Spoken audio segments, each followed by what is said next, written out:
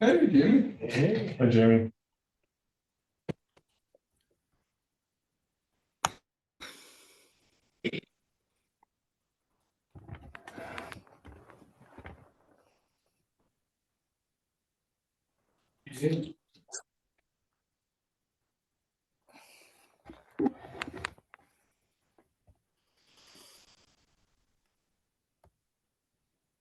Recording in progress. That's fine. Chris, I seem to have an echo. I don't know if it seems to be coming from your end.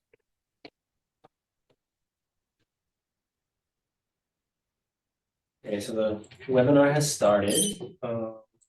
There are two members of the public, Nancy Fitzpatrick and Christy LaThorne. And we have three panelists online, Gail Batchelder, Kirk Franklin, and Paul McKinley.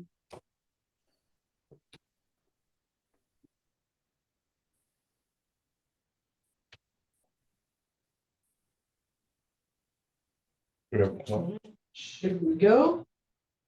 You can start. All Yep. right. We can start, I guess. All right. Well, welcome to the March 12th LSP board meeting. I'm Diane Baxter, new chair of the board. So this is my first meeting, so bear with me. Just by way of, I guess, giving a brief bio, I currently serve as director of the Division of Federal Grant Programs within DEP's Bureau of Wayside Cleanup. And I've been at DEP about 5 years. Before that, I worked for many years doing assessment and cleanup of contaminated sites, mainly at Superfund sites, mainly under CERCLA, but also a little bit under the MCP, and I also am an LSP myself. So Welcome. thank you. Okay, so as always, the board encourages interactive participation. So I encourage you to turn your cameras on. I guess that only applies to board members, right? Public can't. And I just want to And apologize. I cannot ensure because I your cell don't have phones are bandwidth silent. to do that. I will now proceed with a roll call vote to get a quorum.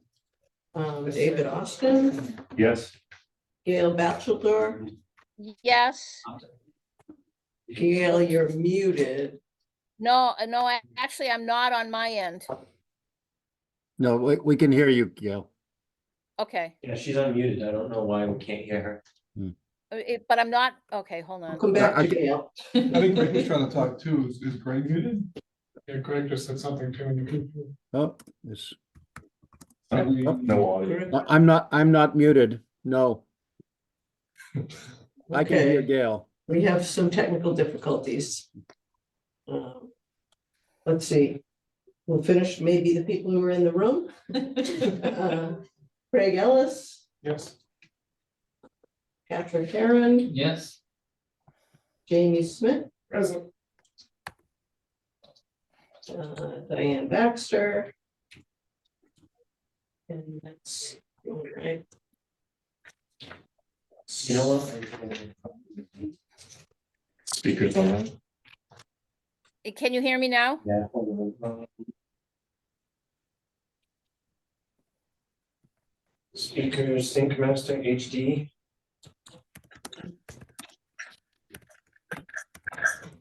Oh, Oh, heard something. Heard Gail, did I something. hear you? Gail? Yeah. Yeah, I can hear you. We can hear you now too. We can hear you now too. All right, Greg is here also, if you can hear me. Okay, great. So yes, did you hear me? I wasn't sure. Yes. Yes, we can hear you. Okay, Greg, Okay. Kirk Franklin. Yes. And Paul McKinley. Here. All right. We have a I quorum. I just want to apologize. I actually can't turn my camera on because I don't have the bandwidth to have the board meeting come in with me on camera. All right. So I think just Kathy Campbell as absent. Oh, she's not. She's Oh, not. wait. Oh, just joined. Okay. Present. All right. 5 We have a minutes full late, house. Kathy. That's a new record.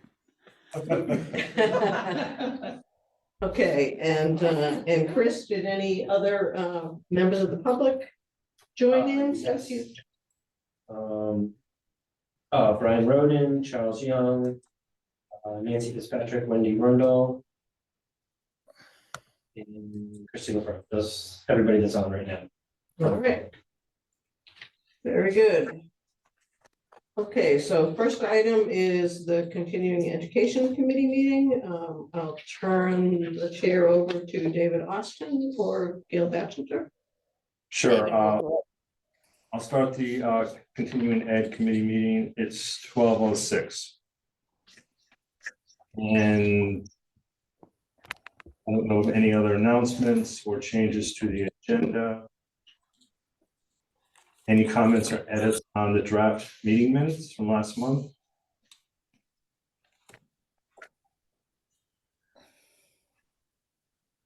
You have to make a motion to approve them? I think so, yeah. There. Yeah. Board member. I make a motion to approve the minutes from last month. Second, second,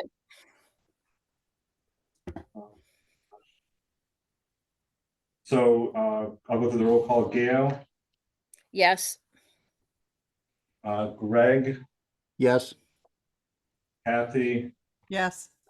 Paul, Yes. Kirk, yes, I'm a yes. Greg, Yes. Patrick, Yes. and Jamie. Yes. Okay, great. That's everyone. So relative to new business, we have a number of course approval requests, and I'm going to lump a bunch of them together. We can discuss them, and then we can do the roll call, assuming they are approved, so we don't have to do as many roll calls since some people are virtual. So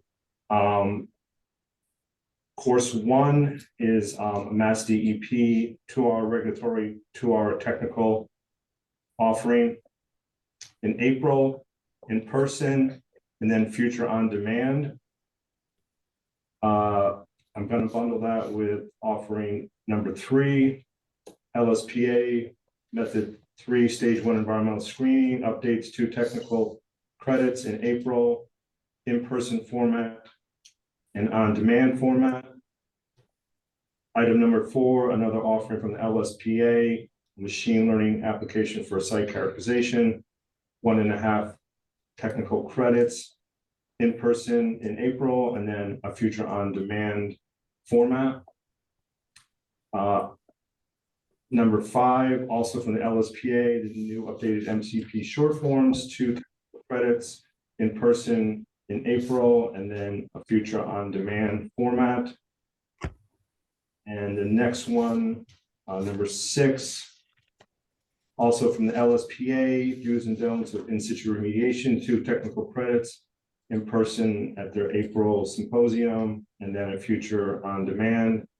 And then the last one is the 7th request, which is also from the LSPA, and 1.5 credits. And that is their March membership meeting this week on remediation, MCP compliance and site management at 2 large complex sites, and then also a future on-demand format. So I make a motion to approve course requests 1, 3, 4, 5, 6, and 7. second, Any discussion from the public or the board?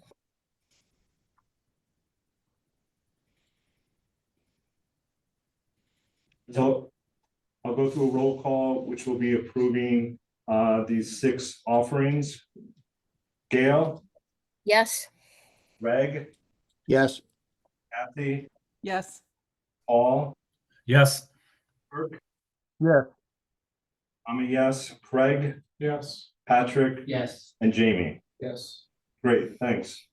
The other offering that they're looking for approval, item number 2, LSPA estimating EPCs using Pro UCL for 4 technical credits in person in April, And we've had discussions about this today, and I'm not sure where it was left, but we're not sure if this is something that's already been offered, possibly last year at the AHS conference in Amherst, and if it should be a new course or a letter on an existing course number.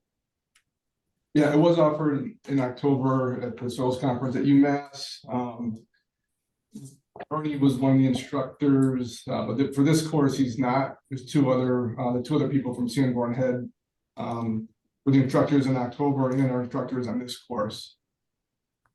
That's the only difference between. So, yeah, sorry, Matt, I think the difference is that the Bernie's course, when Bernie Morzick was the instructor, it was a very specific course. It was geared to the academics of the central limit theorem, only because I put the course, I helped develop the course for EPOC, the initial course.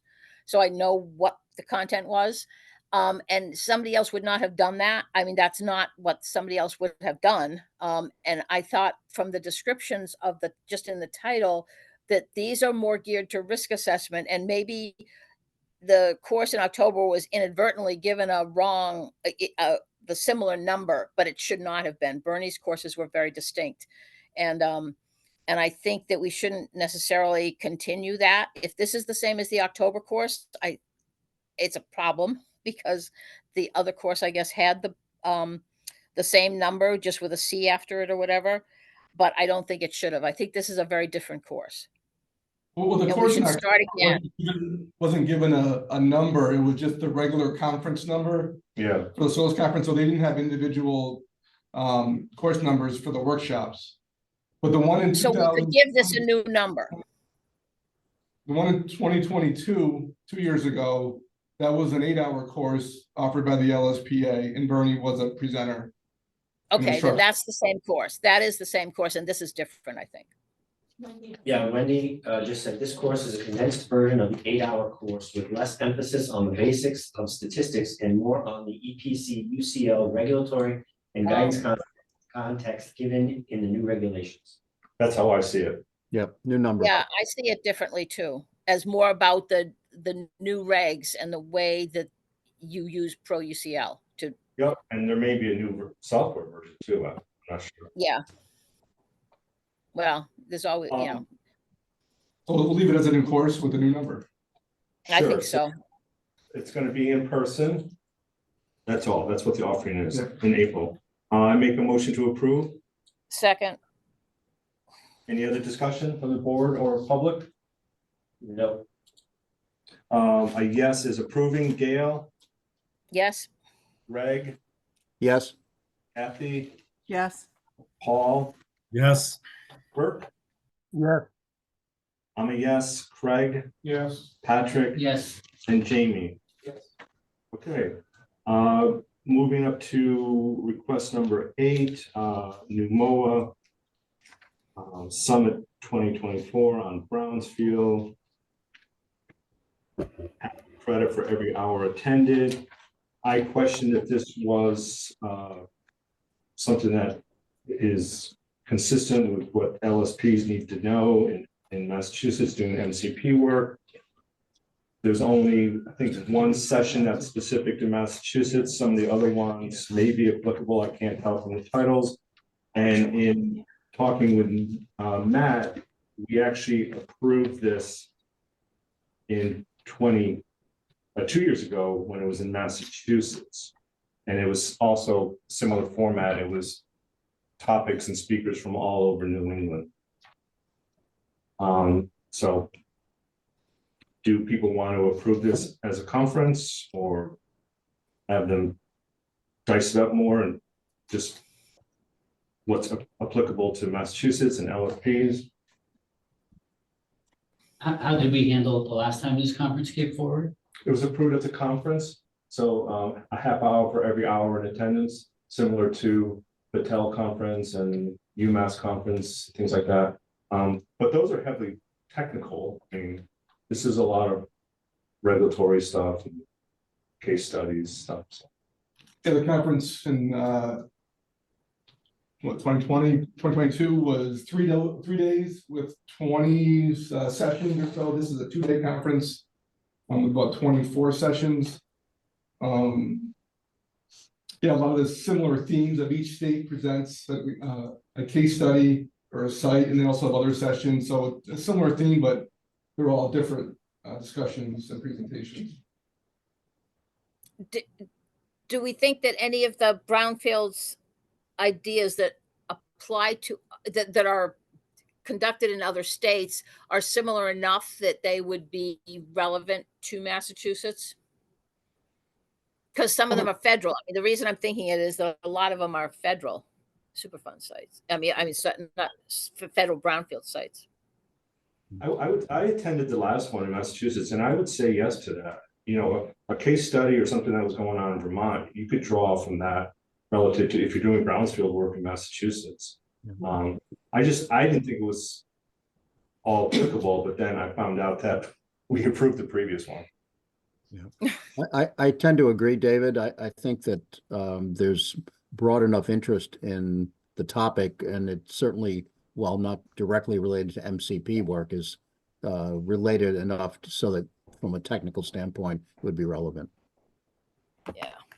That was my thought, is that I think brownfields conference in general, you don't have to be in the state that it's taking place in to learn stuff. So. Okay, well, I'll make a motion to approve as proposed as a conference, half credit for every hour. Any discussions further from the board or the public?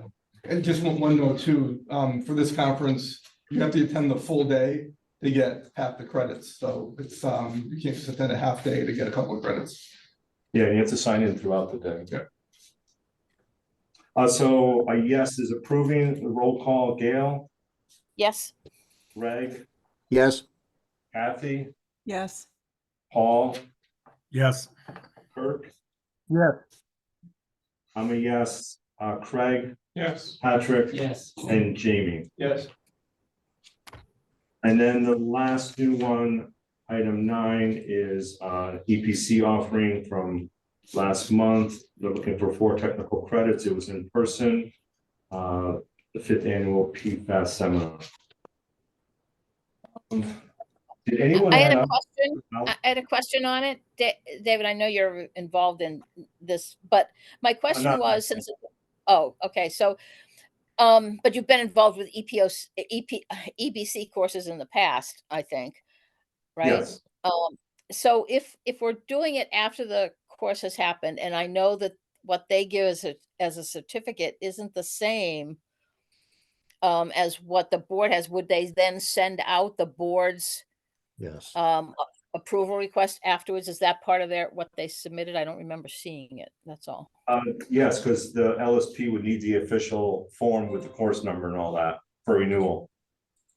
So they there would, was- that's what I'm saying, even though it didn't say it in that is their procedure when it's happened like Yes. this? Okay. So I was wondering, did anyone add up the time and did it get to 4 hours? And is it all relevant? Are my 2 questions. Well, it's 9:30 to 3:30, so that's 6 hours, and they have a break for lunch. Yeah, it's 4 hours. Total And they presentation. usually have their other breaks.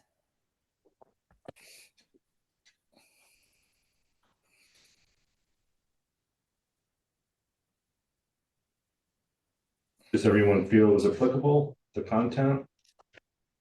Are we talking about the PFAS? Yes, the money, yes. Yeah. Did anyone go? I was Yeah. there. So there was federal regulatory highlights, which I think a lot of it could be applicable. There was biosolids, project in Maine, consumer products, and then state panel discussion. Well, a lot of the PFAS conference type things have a lot of information that isn't directly related to a site, but we still approve it. I thought You it know, was I all remember- relevant in some way. Yeah, I think so too. I mean, I think we've generally approved PFAS topics simply because even if it's biosolids, you still learn about, the chemistry. You learn enough that it's still going to be relevant when you go to apply it to a site, I think. Agreed. I agree, but I wonder if it's, if it, is it it's a seminar, would we treat it like a conference or we count all the hours? Each of the hours? They were all at the same thing, weren't they? I mean, it was one Yeah. presentation. Yeah, so they took So out it's the not, lunch, yeah, they took out the lunch break and they took out the 2 coffee breaks. breaks, Yeah, okay. right.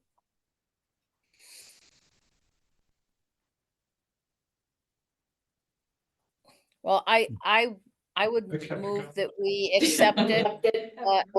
Are you guys back? Uh-oh. Were we gone? Did we go away? Oh, I'm here. Yeah. You guys got it? We think we're back. We don't know. We lost connectivity, so we lost you there for about 2 or 3 minutes. So we're back. Well, I believe I had just moved it to, I make a motion to accept, to approve this whatever it was. I don't know if I PFAS. want to call it course, but the EBC presentation. 5th Annual PFAS Seminar. Yeah. Okay, any further discussion? Are we approving it for 4, is it 4 credits?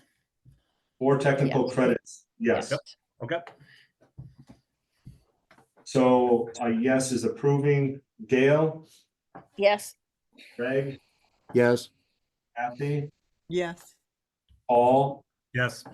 Burke. Yeah. I'm a yes. Greg, Yes. Patrick, Yes. and Jamie. Yes. And then the last one is a reapproval request from Mass DEP. 1 technical credit in person in April and future on demand. It was previously offered at the conference last fall as a 1.5 DEP regulatory credit. So this would be approved with a new course number. Yeah, so it's pretty much the same course, one Yeah. less case study to discuss, so yeah. The same number, different letter. Hey, So I make a motion for the reapproval, a new number. Not a new number, a new addition, like a same number with a letter Right. after it. Yes, that's fine. And Kirk, you second it? Yeah. Any other discussion? A yes is approving. Gail, Yes. Greg, yes, Kathy, Yes. Paul, Yes. Kirk, yeah, yes, Craig, Yes. Patrick, Yes. and Jamie. Yes. That's all we have for today. I'm ending the meeting at 12:23, and the next meeting will be on April 9th. Good job. Thank you. All right, next we have the Professional Conduct Committee meeting, and I'd like to turn it over to Jamie or Kirk. Sure. Regional Conduct Committee. At 12:24. Are there any announcements or changes to the agenda? Hearing none. Review of the February 13th draft minutes. Are there any comments on the draft minutes?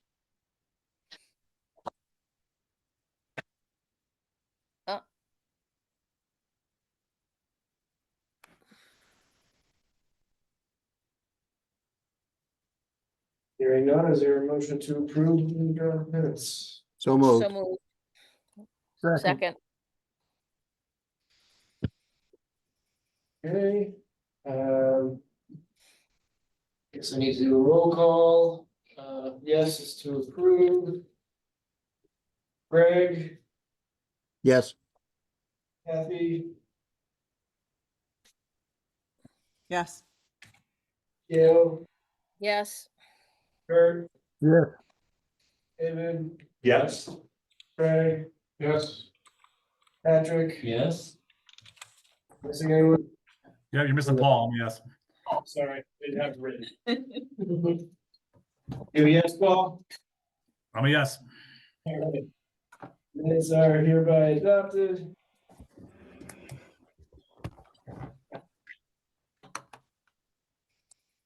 Old business, Zach, do you take it away with a review of the active cases? I can actually do that for us. Thank you, Terry.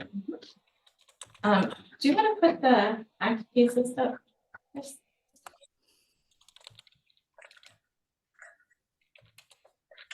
Yes, yes, please.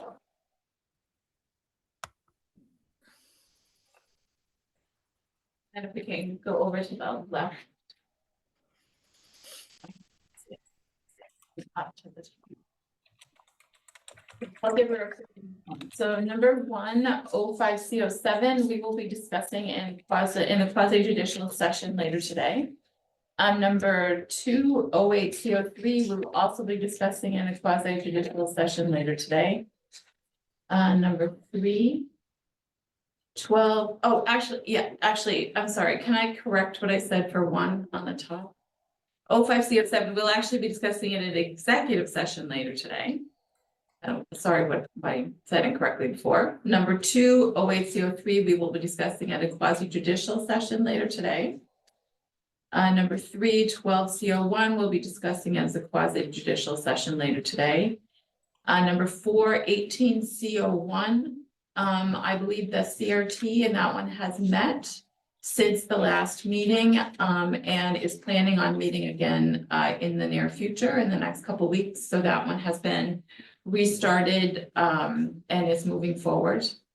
18C02, that one is about to be restarted, and the CRT meeting will be scheduled for that one in the near future. Number 6, 20C01 and number 7, 20C02, they will both also be discussed as a quasi judicial session this afternoon.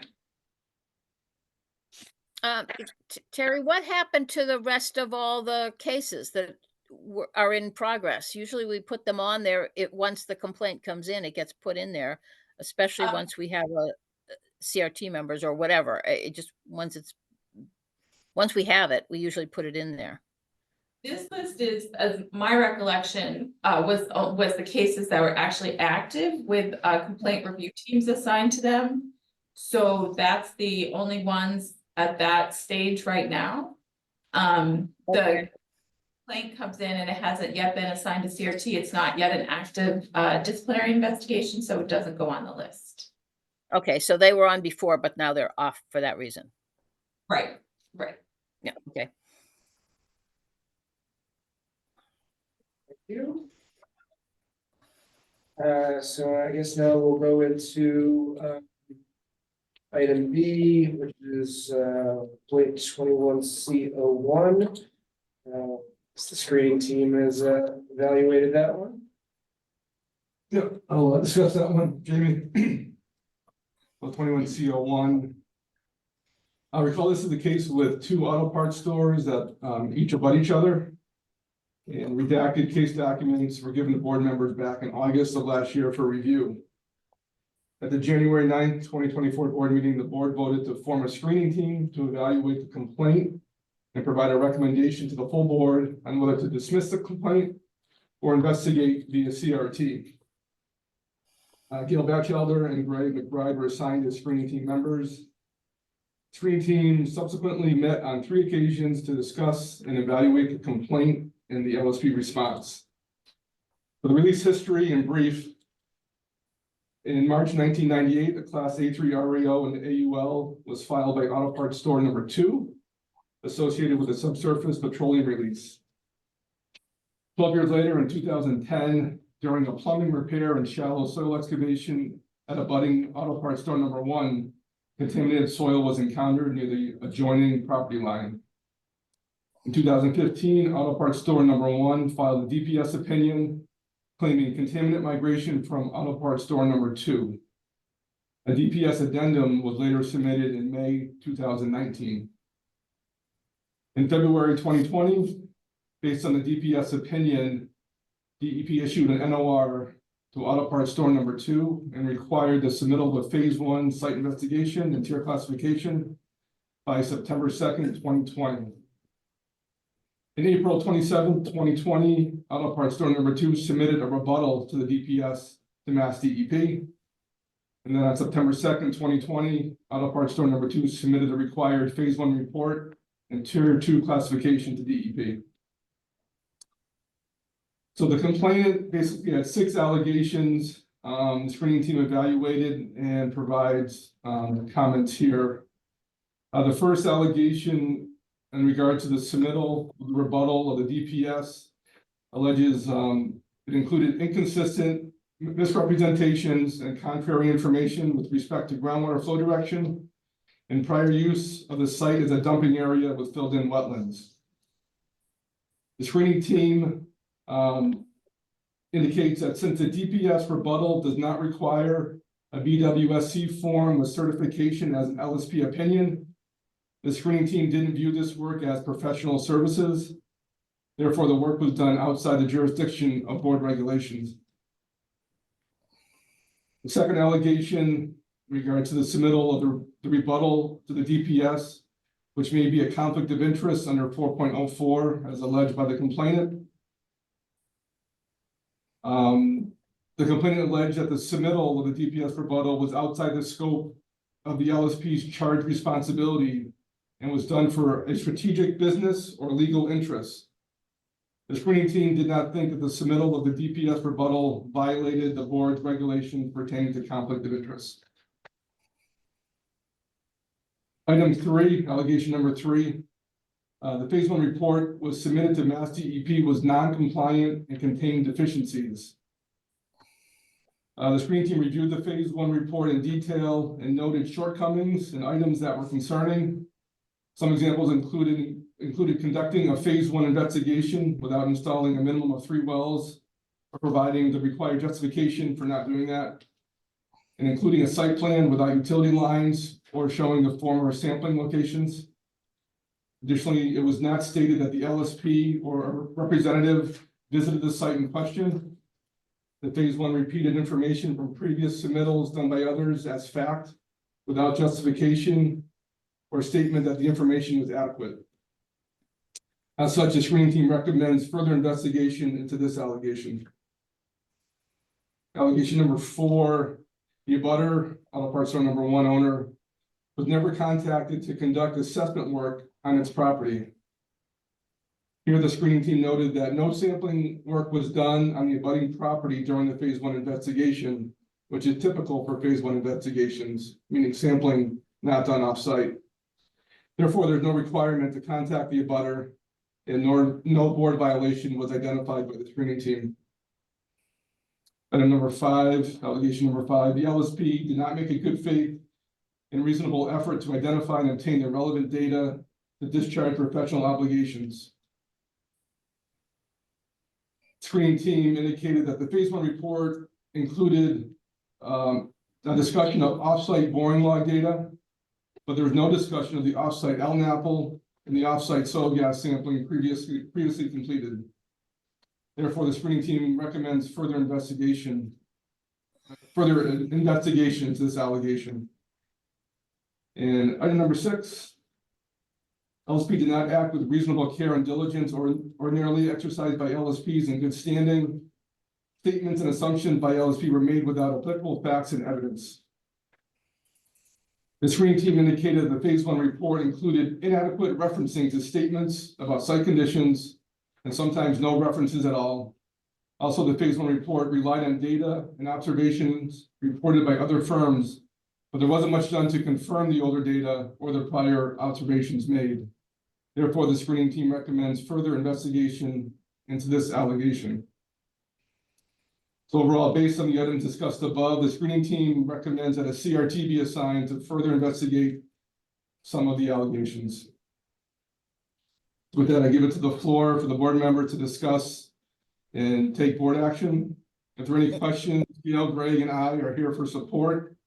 Once all the questions have been addressed, Gail, Greg, and I will recuse by shutting off microphones and cameras remotely. I'll leave it at that. I just want to say they can ask us factual questions, not opinions.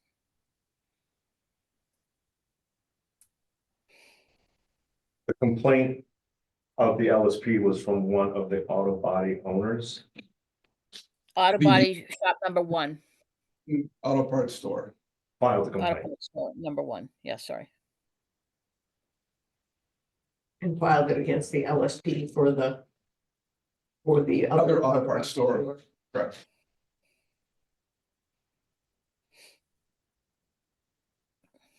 Is there any response to the DPS rebuttal or? After it was submitted? From DEP? Yes. No. Were there any nods or anything relative to the phase one? Issues From that, DEP? yeah, No. No, but they did have to, they were required to put in the well. There was a response in the sense that they were required to continue and put in wells, I believe. That was part of what DEP did say. Actually, I think it was in the scope of work that would be done. Yeah. Yeah, That was included in the phase one. yeah. And then and that did happen, but it was not, the work was not done prior to the phase one, which is what the regulations Yeah, say. but just to be clear, there was no response from DEP on the phase one itself. That's right. Did the LSP in question have a chance to respond to the allegations? Yes, we received the LSP response. That was given to you and the rest of the board members redacted. So that was used in the evaluation by the screening team. Okay.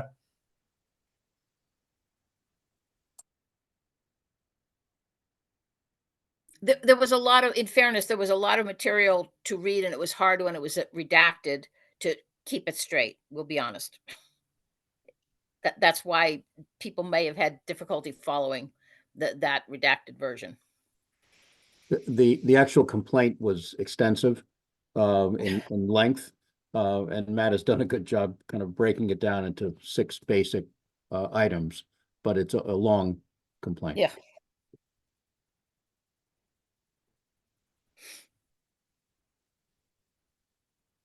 any other questions, or would you like to discuss so they can be excused? Well, you guys done with the questions, because then we will mute and go away. So what is the question being asked? The screening team recommends that a CRT be assigned to further investigate some of the allegations. So we make that decision with them, you. Okay. So you're done with the factual questions, so we should Yes, disappear. Okay. yes. Bye, Greg. All right. Camera 2. Make it official.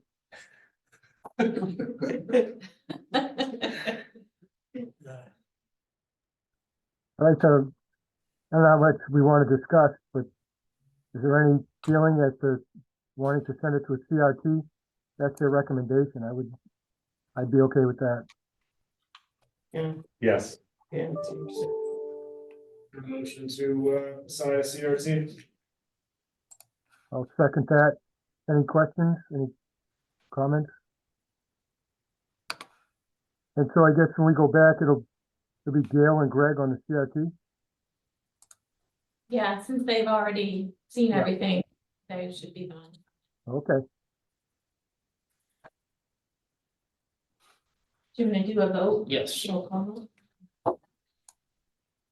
Oh, yes, is to assign a CRT to this case. Paul, I'm a yes. Kirk, Yes, David, yes, Craig, yes. Jamie's a yes. Patrick? Yes. Terry? I don't vote. Kathy. Everyone? Kathy, thank you. Yes, That's everything. Did Gail? Was Gail? She's not gonna be. Oh, she's not. She's on the screening team. Yeah. And do I vote? Yeah, Okay. I'll vote yes as well. All right. It was adopted. I guess Gail and Greg can come back on. Yep. All right, Gail and Greg, come back in.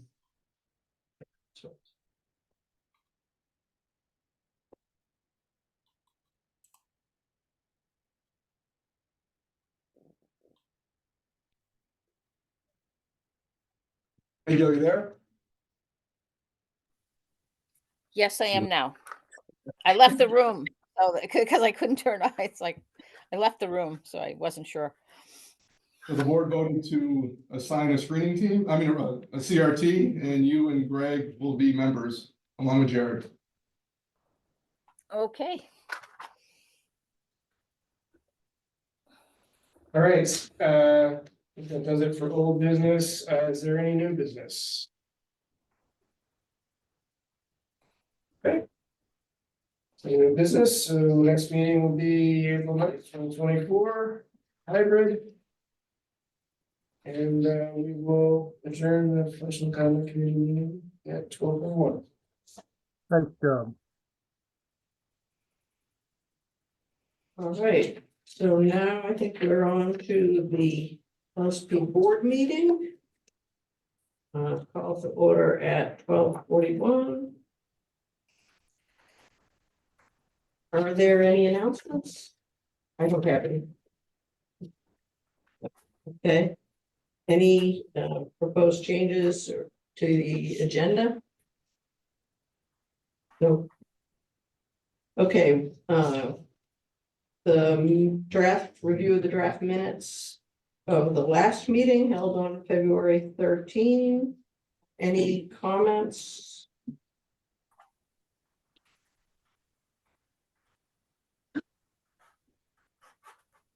Okay, can I have a motion to approve the Motion to Minutes? approve minutes from last month.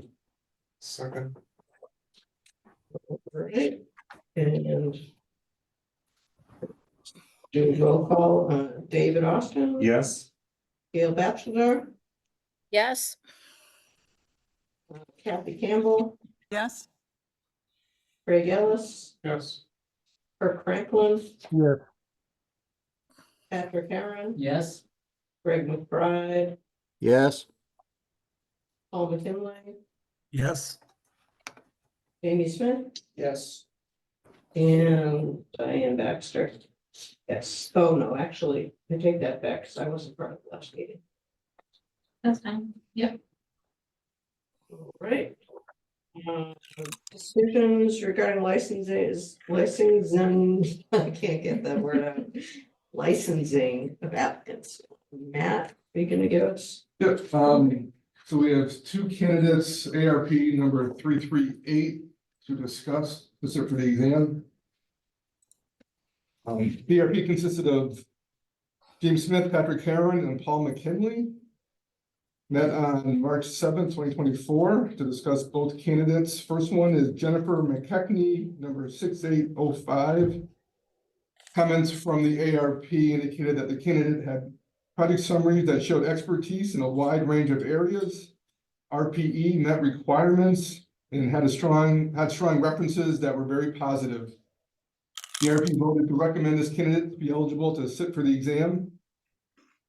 As Greg McBride is recused from voting on this candidate, I think we should do a roll call vote just for this candidate before we get into the next one. Sounds Motion to good. approve. This candidate to sit for the exam. All right, motion. So moved. I can't make a motion, but Right. So, motion to approve this candidate for taking the exam? second, okay. Seconded. And I can do the roll call. David Austin, Yes. Gail Bachelor, Yes, Kathy Campbell, yes, Craig Ellis, Yes. Kirk Franklin. Yes. Patrick Heron, yes, Greg McBride. he's recused. Oh, is recused, yeah, sorry. And Paul McKinley, I'm a yes. Jamie Smith, Yes. and yes for me. All right, Approved. the next one, Next candidate, Jessica Engelhardt, number 6828. The ARP indicated that this candidate has strong project summaries which showed decision-making experience. The candidate had 5.11 years of RPE. So the RP looked closely at the RP documentation with the professional references and confirmed that the RP duration met the requirements of the minimum of 5 years. The RP voted to recommend this candidate to be eligible to sit for the exam. Motion approved. What were the total PPE? 5 years, 11 months. A total. Oh, total. 6 years, 7 months. What? No, Six, so 6 and 5, no, I'm sorry, I have. so 11.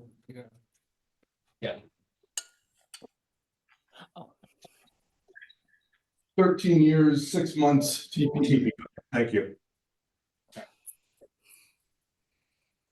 Anyone else have any questions? Nope. Okay, motion to approve, It's been made and seconded. okay. David Austin, Yes? Gail Batchelder, Yes. Kathy Campbell, Yes, Craig Ellis, Yes. Kirk Franklin, Yes, Patrick Heron, Yes. Greg McBride, Yes, Paul McKinley, Yes. Jamie Smith, Yes. and Ian Baxter. All right. Item. Actions on the application review panel docket. Yeah, we just did that. Do we, that's that. Yeah. Okay, yeah, skip that. All the way down, that Just covers, six, yeah, yeah. okay. All right, renewal applications. First. The dockets. There's one process? uh, You have the one with 4 names on it? Oh.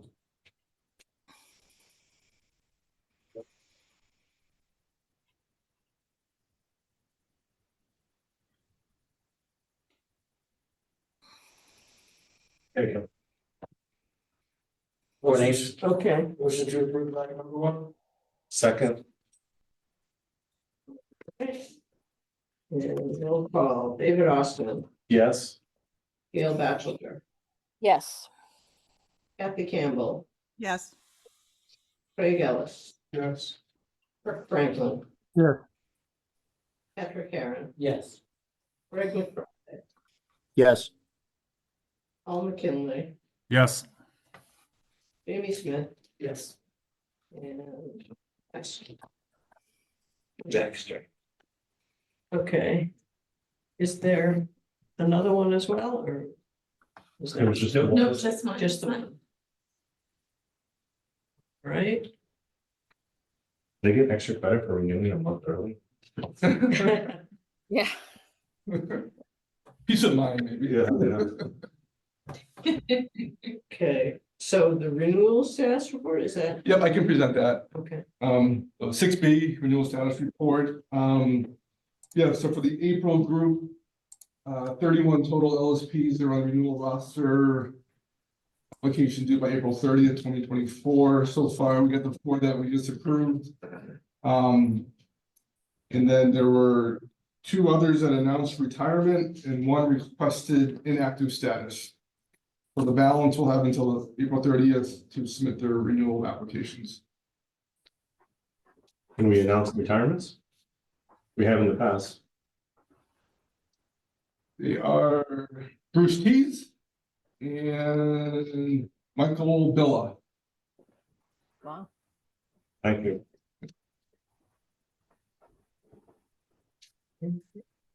are those retirements, are they announced at the end of someone's term as LSP? You can retire before So- your license expires, yeah? Let us know, right? Just send an email or whatever, if somebody's retiring.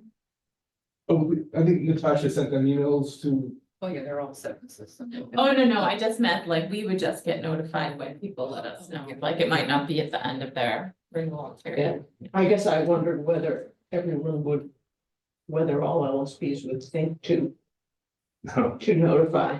No, and sometimes people don't pay their fees and so there's Yeah. confusion as to That's the only way why. to find out. more often than not, it results when we notify them that they're due for renewal.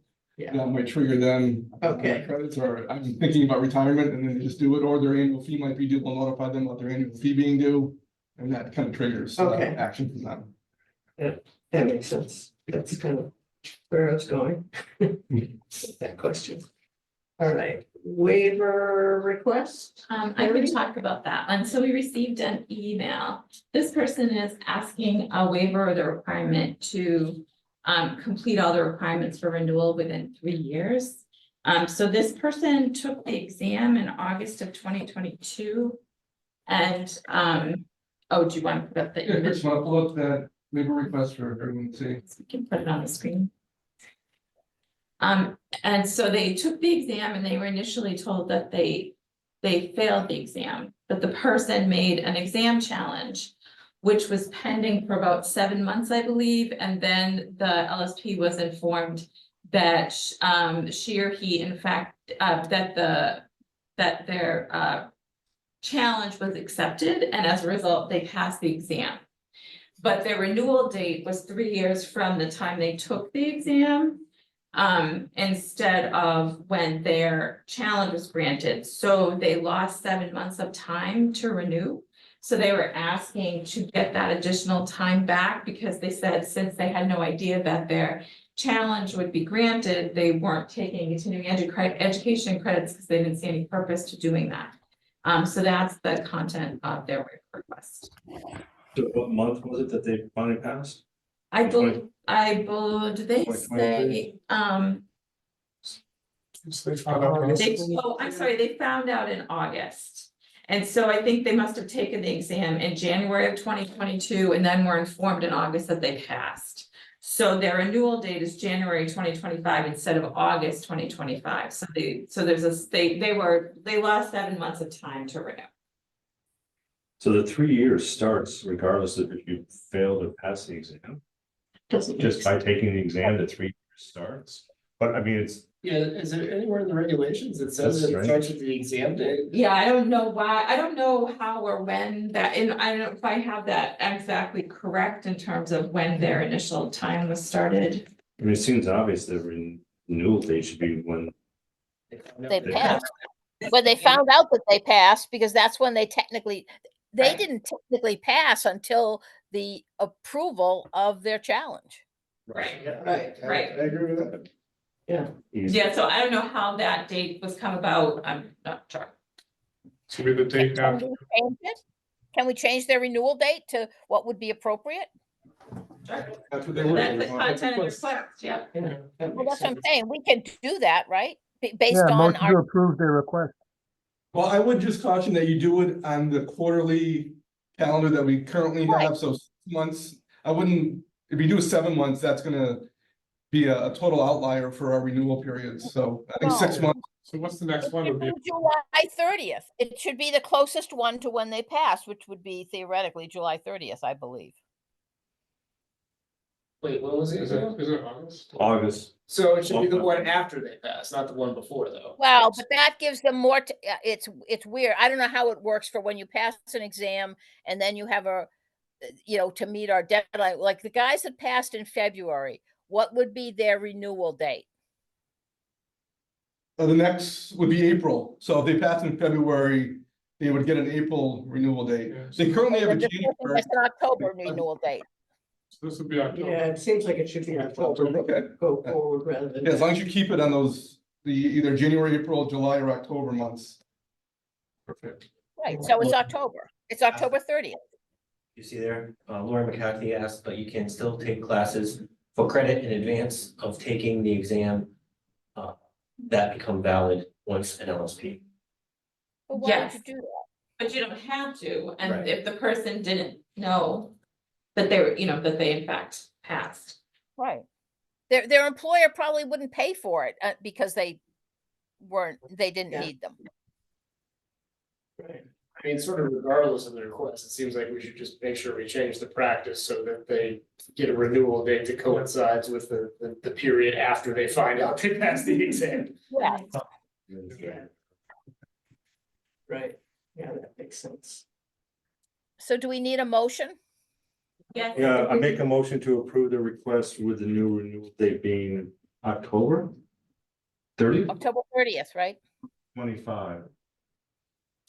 Do we have a second? Second, Second, Roll call.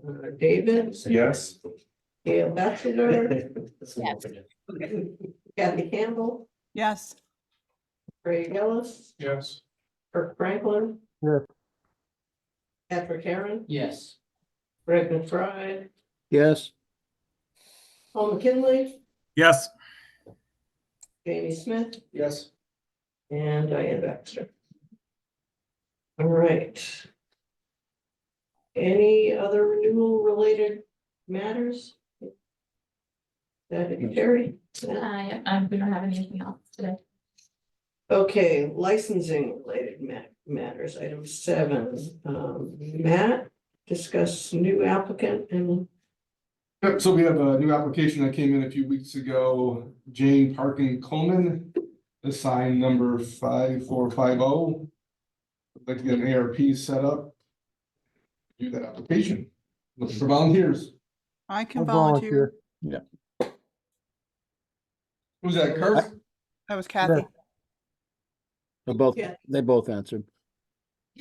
Kirk, Kathy, and Greg? Greg can do it. I haven't done one in a while. no, but Okay. you can't have 2 LSPs. I Oh, don't sorry, think, yeah, no, sorry, yep. Why not? because it's supposed to be one of each. Well, there's 3 on There's the 3 ARP, so there's gonna be a mismatch. Yeah, we have it Oh, on. well, it has to be, well, yeah, whatever, I guess if we have, I thought, sorry, I thought, I was getting confused, never mind. But we still need a non-LSP, and I mean, and I don't think I can have one more thing to my plate right now. Kirk, did you? Kirk volunteered. We're good, right? We're good. Okay. Thank you. I'll be in touch next week or so. I'm still waiting on one college transcript, but once I get that, I'll send out the materials and we'll schedule a call. all right, inactive status report. Tasha? Yes. So as of February 14th, we currently have 3 LSPs in active status. Current number of 424 listed as active. In regards to the annual fees report, we have a total of 401 that have already paid for annual fees. So that's 94%.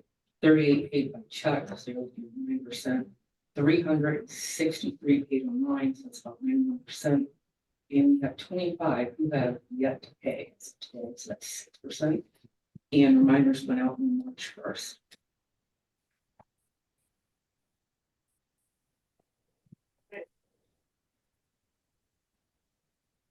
Good. And so that covered through D, right? Yeah. So is there an update on Acela? So those numbers I just reported out, one would be the update that we got from Casella this morning. Okay. Good. So the next item is exams. Matt, you can provide a report? Yes. So we did offer the exam February 29th and March 1st. During that 2-day period, 10 candidates took the exam at DEP Central Region. A big thanks to the Central Region staff and IT staff to make it happen and without incident. 7 of the candidates passed the exam, and their names are included on the agenda and on our board website. They are Sean Deneen, Brian Klaus, Kristen Sarson, Michael Horton, Kent Walker, Darren Kirchian, and Patrick Malone. So congratulations to them. The board staff is working with each of them to get them set up in the database and in EDEP. And a reminder that new LSPs, that they need to set up a dedicated account in EDEP for LSP certifications and submit proof of identity form to get their new LSP account approved by EDEP staff. The instructions they receive indicate all of this. And I can go to number B, Yeah. exam committee report. Yes, please. Exam committee met on February 21st and March 6th to review and revise current exam questions to meet the new MCP amendments. Also, new questions are being generated with the goal of creating a fourth exam. The committee meets twice a month, and the next meeting is March 20th. Who's on the exam committee? David, Patrick, Greg, Gail, Kirk, John Fitzgerald. Paul, Jeff Paul. Fitzgerald. Yeah. And Chris Borges. Yeah. Another board staff. But you could be on the exam committee if you wanted to be. I'm in discovery mode. You can't join unless you bring 20 questions. Yeah. That's not true. Don't believe him. Thank you for pointing that out, though. I'll consider that in the future. 10 would be. Right. Okay, so continuing education committee. And we have a report from today's committee. Yeah, the committee met today. We approved 8 new offerings. We approved a new conference, and there was 1 reapproval, and the next meeting will be in April. All right. But the board has to vote until we change the nature of the from a subcommittee to a committee of the whole. We have to vote on it as a board, even if we were all there. The recommendations of the continuing ed committee. Second. Second. Right. Approved. David Austin? Yes. Well, wait, so we're We're, voting on the Yes. recommendation. yes, exactly. Okay. David Austin, Yes. Gail Batchelder, Yes. Kathy Campbell, Yes. Craig Ellis, Yes. Kirk Franklin, Yes. Patrick Heron, Yes. Greg McBride, Yes, Paul McKinley, Yes. Jamie Smith, Yes. and Diane Baxter. Okay, any other business on continuing education?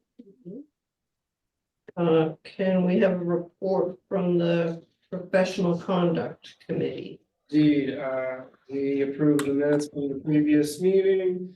We reviewed the active cases, most of which we will be discussing in executive session or quasi later today. We reviewed a presentation from the screening team for complaint 21C01. Recommendation of the screening team to form a complaint review committee was made and approved by the board. And I believe that was all the items for the conduct committee, and which is a committee of the whole, as Gail would remind us, so we do not need. All right.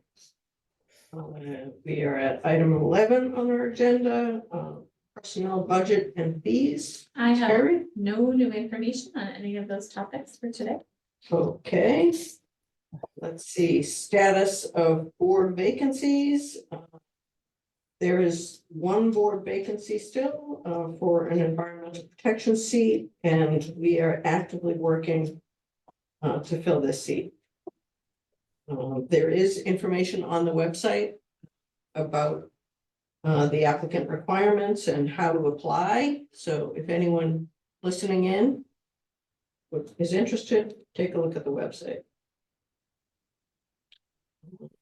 That's item 12. Item 13, other business regulation amendments update. Terry? Yeah, I can give an update. So I have been working, several months ago, all were sent a red line document with proposed amendments to. I have been working through that document to create my own red line with comments on what was already there. I consider this a really high priority to finally get the regulations amended. So my hope is by sometime in April to be done with my red line, and at that point, I would recommend getting together the regulations subcommittee for just a meeting or 2 to review that new red line, to discuss it. And then once we're set with that, to move it to the full board for a vote, so we can then move it forward to through the whole promulgation process. And that's all I have for today. It'd been our practice in the past just to meet for like the hour before the board meeting started, so that makes sense for me. Sure, yeah. All right, thank you. And let's see, so our next meeting is April 9th. We intend to continue with the hybrid approach for the next meeting, also again using Zoom. Thank you, Chris. I will send out an invite to all remote people for the executive session in the next 10 minutes. So. With that, I move Chris? that we move into executive session, not to return to open session. And I'll note to have these discussions in open session would be possibly detrimental to the board's positions. Second. Yeah. And Chris, before we close this one, Chris, can you send the invite to my Ramble email address, because that's the computer I'm on? Okay, Thank you. I will do that. And we should just state the specific purpose for the executive session. Okay, so this is the purpose of, we're gonna enter into an executive session to discuss strategy regarding pending litigation, because an open meeting may have a detrimental effect on the litigating position of the public body. The board will not reconvene in open session at the conclusion of executive session. And now the board has to take a roll call vote to enter I have to Okay, actually end the meeting too, and then stop the new meeting. right after the vote, yeah. right, Yep. okay, so do we need a new motion, or was the motion, but I think it was Greg maybe? I'll second it. That's good. Okay, all right, David Austin, Yes. Gail Batchelder, Yes. Kathy Campbell, Yes. Craig Ellis, Yes. Kirk Franklin. Yes. Patrick Heron, Yes. Greg McBride, Yes. Paul McKinley, Yes. and Jamie Smith, Yes. and Diane Baxter. And then you can just Yeah. give the time that the Okay, board meeting was adjourned. adjourned at 1:12 p.m. Okay. I will send out invites in the next 10 minutes for everybody who's on remote for the executive session. Thank you. Thank you.